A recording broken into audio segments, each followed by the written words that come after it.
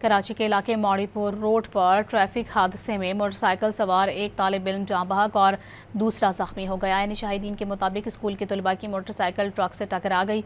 हादसा ट्रक अड्डे के करीब पेश आया। कराची के इलाके मौड़ीपुर रोड पर ट्रैफिक हादसे में मोटरसाइकिल सवार एक तालिब इल्म जाँ बहक और दूसरा जख्मी हो गया है। शाहिदीन के मुताबिक स्कूल के तलबा की मोटरसाइकिल ट्रक से टकरा गई।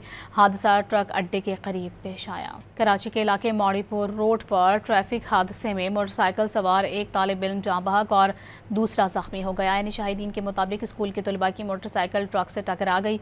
हादसा ट्रक अड्डे के करीब पेश आया। कराची के इलाके मौड़ीपुर रोड पर ट्रैफिक हादसे में मोटरसाइकिल सवार एक तालिब इल्म जाँ बहक और दूसरा जख्मी हो गया है। शाहिदीन के मुताबिक स्कूल के तलबा की मोटरसाइकिल ट्रक से टकरा गई।